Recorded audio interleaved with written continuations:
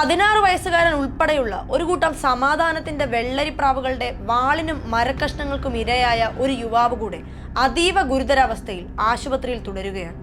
Ventilator സഹായത്തോടെ തന്റെ ജീവൻ നിലനിർത്തുകയാണ്.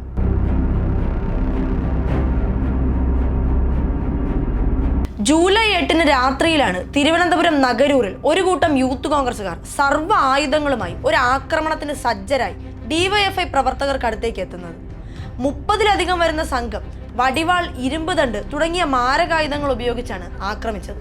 മുൻകൂട്ടി പ്ലാൻ ചെയ്തതുപോലെ തന്നെ അവർ ആക്രമണം നടത്തി.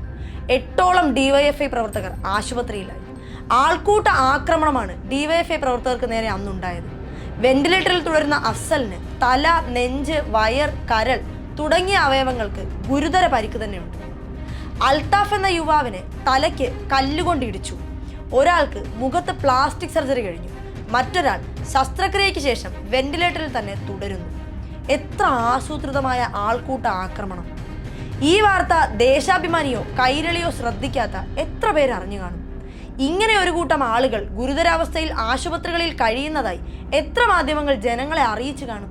അവരൊക്കെ ബില്ലടച്ചില്ല എന്ന ചെറിയ കുറ്റത്തിന് വൈദ്യുതി വിച്ഛേദിച്ച യൂത്ത് കോൺഗ്രസ് നേതാവിന് ഐക്യദാർഢ്യം അർപ്പിക്കുന്ന തിരക്കിലായി.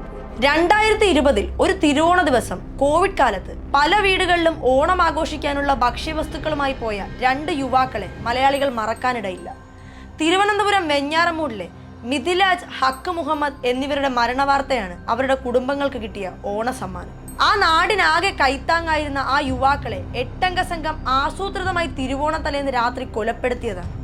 ഇത് വലിയ പട്ടികയിലെ ഒരു ഭാഗം മാത്രമാണ്. ഇനിയും എത്രയെത്ര പേർ! SFI പ്രവർത്തകരും DYFI പ്രവർത്തകരും അക്രമകാരികളാണെന്ന് ബഹുമാനപ്പെട്ട പ്രതിപക്ഷ നേതാവ് നിയമസഭയിൽ ഉൾപ്പെടെ പറഞ്ഞിട്ടുണ്ട്. നിങ്ങളുടെ നെറികെട്ട രാഷ്ട്രീയത്തിന്റെ ഇൻകുബേറ്ററിൽ വിരിയിച്ചെടുക്കുന്ന ഈ ഗുണ്ടാപ്പട നിങ്ങളെ കൊണ്ട് പോകുള്ളൂ. SFI ഒരു വിദ്യാർത്ഥി സംഘടനയാണ്.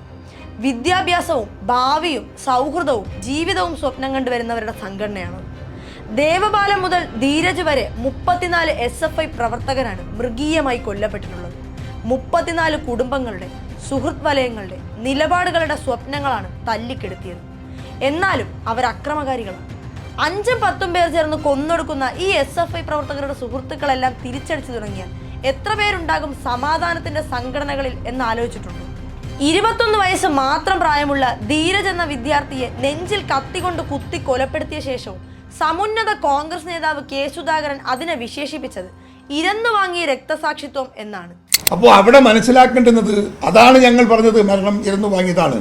ഞാനത് പറയേണ്ടി വന്നത് ഞങ്ങളുടെ കുട്ടികളുടെ നിരപരാധിത്വം സമൂഹത്തെ ബോധ്യപ്പെടുത്താനാണ്. VD സതീശൻ സഭയിൽ ആണയിട്ട് പറയുന്നു ക്രിമിനലുകൾ സംരക്ഷിക്കപ്പെടുന്നുവെന്ന്. കേരളത്തിലെ വിദ്യാലയങ്ങളിലുള്ളത് അക്രമകാരികളാണ്. SFIയുടെ അക്രമ രാഷ്ട്രീയത്തിനെ ചോദ്യം ചെയ്ത് പ്രതിപക്ഷ നേതാവ്, DYFIക്കെതിരെ തുറന്നടിച്ച് യൂത്ത് കോൺഗ്രസ് നേതാവ് എന്നിങ്ങനെ അന്തിച്ചർച്ചയും ഫുൾ പേജ് വാർത്തയും ഇറങ്ങുന്നു. ഏതെങ്കിലും ഒരു ഇടതുപക്ഷ അനുഭാവിയുടെയോ CPIM അംഗത്തിന്റെയോ അടുത്ത വീട്ടിലെ ആരുടെയെങ്കിലും അകന്ന ബന്ധുവിനെ ലഹരിക്കടത്തിന് പോലീസ് പിടിച്ച അതിൽ CPIMനും ബന്ധം എന്നെഴുതി അതിലും ഒരാഴ്ച വാർത്താ പ്രാധാന്യം കണ്ടെത്തുന്നു. അപ്പോഴും പലയിടത്തും ആക്രമിക്കപ്പെടുന്ന യുവാക്കളും വിദ്യാർത്ഥികളും ഇപ്പോൾ മരിച്ചു വീണ 34 വിദ്യാർത്ഥികളുടെയും 49 യുവാക്കളുടെയും ഉറ്റവരും എങ്ങനെയാകും പ്രതിരോധിക്കുക എന്ന് ചിന്തിച്ചിട്ടുണ്ട്. ഒരു മാധ്യമങ്ങളുടെയും താരാട്ടുപാട്ടിലും തലോടലിലും വളരാത്തത് കൊണ്ട് തന്നെ പ്രത്യയശാസ്ത്രവും നിലപാടുകളുമാണ് അവർക്ക് ആയുധം. ഒരു മാധ്യമ പിന്തുണയും അവർ ആഗ്രഹിക്കുന്നുമില്ല. കൊന്നൊടുക്കാനുള്ള അധികാരം ആരും നിങ്ങൾക്ക് തീരെഴുതി തന്നിട്ടില്ല. കൊന്നൊടുക്കുന്നത് കൊണ്ട് നിങ്ങൾ കരുതുന്നതൊന്നും നശിപ്പിക്കപ്പെടുന്നുമില്ല. രക്തസാക്ഷികളുടെ ചോരയിൽ തൊട്ട് പ്രതിജ്ഞ ചെയ്യുന്ന ഓരോ DYFIക്കാരനും SFIക്കാരനും മരണം വരെ നിങ്ങളെ എതിർക്കും എന്ന് മാത്രം ഓർമ്മയിലിരിക്കട്ടെ.